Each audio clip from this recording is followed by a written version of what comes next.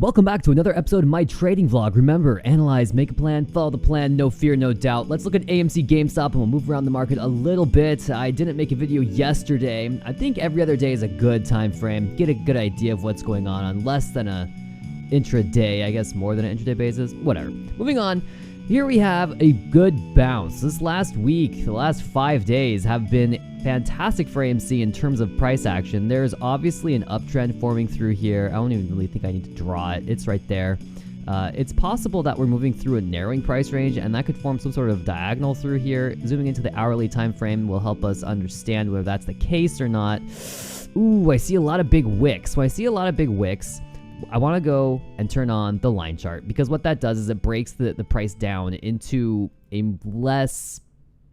more confined data set. I want to say that it's a little better to get rid of those outlying data, right?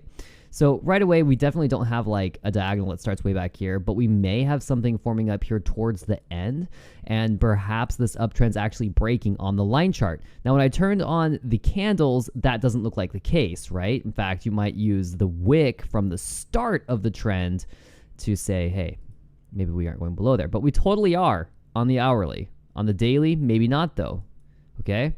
On the daily, it doesn't look like that. So remember, how you decide to present the data will inflect bias and change the way that you interpret it. So here I want to say that AMC is in an uptrend. It could be part of a big ABC correction, but we don't get that confirming move until we break this last high, and we're just not there yet. And it looks like on a smaller time frame, we may be beginning to go into a retracement. You can see the RSI is starting to come off of its 70 level, its overbought region, starting to move down. We may even have a pattern here forming up. I'll be watching this carefully. It looks like the price at a higher high between these falling peaks, so that would be a bearish divergence. It just means that the price is going to go into correction most likely. What we could see is, of course, the break of that divergence for one more high, and that would be our test of this last peak. And if we can get through there, then it's off to the races. Until then, good luck. On the hourly time frame, the MACD is beginning to cross bearishly, but still on the positive side of things. This just means that we could go through a small correction before a longer uptrend extends. Implied volatility is not giving us any clues. Volume is petering off, which is a sign of weakness. So overall, AMC is looking like it could go down unless we get some sort of motivator here. Maybe a lot of volume, maybe some hype, maybe some rumor. That's the way the meme stops work. It's all rumor and nonsense.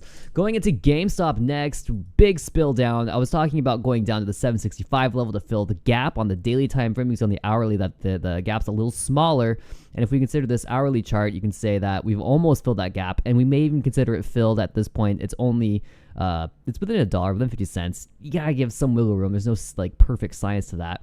For the time being, we can start to draw the overall downtrend through here, and I'm gonna cut out these wicks, and you're gonna see that the price hasn't yet reached that downtrend for a test. If it does, then we'll start talking about bullish possibilities, but right now the RSI is still floating around 50. It could easily just turn back down, and we could see a bullish divergence form in the RSI before we find that corrective bounce moving to the future. Implied volatility continues to rise, even though the price is rising now, which means that the price hasn't moved through this price range in a long time, which makes sense because of this big gap. So implied volatility might be a little bit hard to read for a bit. MACD is showing strength, trying to pull out of the bearish area. I think that will come up and test this downtrend probably, and we'll watch the oscillators like the RSI reach up towards overbought. The MACD may come up towards neutral, and then we'll test, and then we'll do a downtrend test. Let's look at the dollar. The dollar's been doing some pretty interesting things lately, especially. Okay, I'm just gonna try on a line chart. I cannot look at the dollar in candles. I just can't do it. It just doesn't make any sense to me.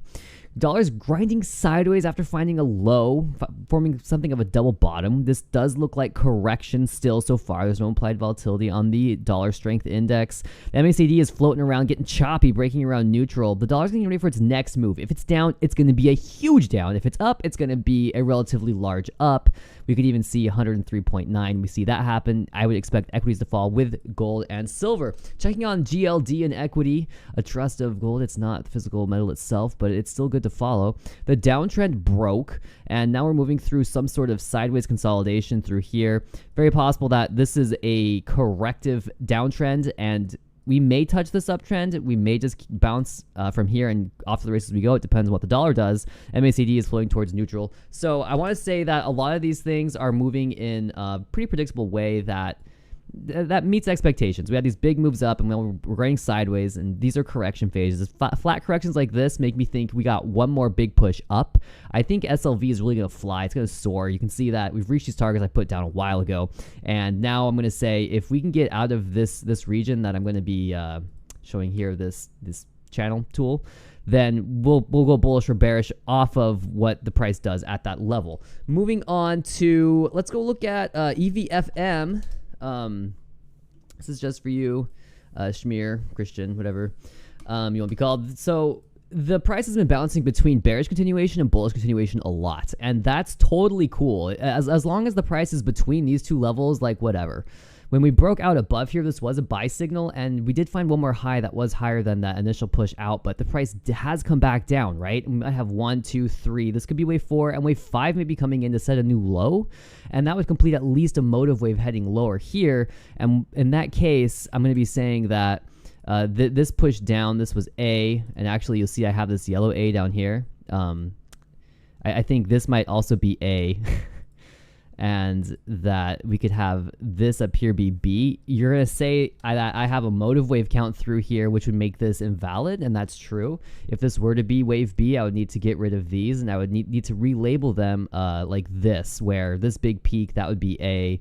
I'm going to duplicate B. This test of that level would be, and you can see how it gets problematic because there's always multiple wave counts that are possible. I think ABC might be better, and now that I have the context that yes, the price has come back down, that yeah, it's probably A, B, and C, and this might be a 5-wave form shaping out to fill out a corrective wave. Gonna put in C here. And as long as we don't get below, like I'm serious, as long as we don't get below that low, this could still be a bullish count. We could still be in a reversal pattern. And you can see the MACD here is starting to turn down. So we might find a new low. We might dip below 0.019. It's true.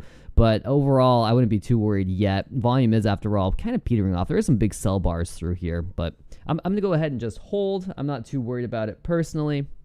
Let's have a look at PLBY really quickly too. PLBY is breaking a downtrend. I have a few of them drawn here. They're kind of sloppy. I want to turn on the candle chart actually because I like the way the daily candle looks today. At least thus far, we aren't closed yet for the day. Markets are open, but you can see the hourly time frame, the MACD here. We're starting to see some histogram growing in the green here with the shorter period average crossing over neutral. The longer period average hasn't quite done that yet, but that does look pretty good. Momentum here is shifting bullishly. Some volume is starting to kick in. The yellow 30 period average running through here is starting to increase, and the RSI is above 50, moving towards 70.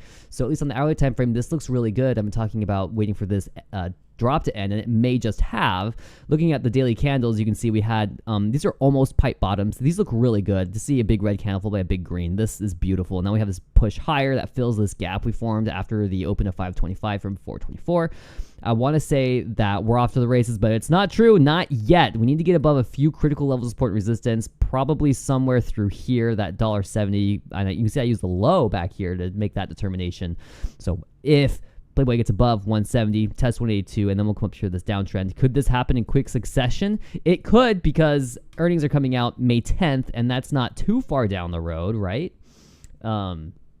Anyway, so that is looking good. I think I covered all the bases I want to. That's what I want to do for today. Stay tuned. Hit like, comment, subscribe, do whatever you want. I don't really care. Discord's pretty quiet. Go and hop in there if you like smaller channels because, hey, we'll hear you there. All right, bye.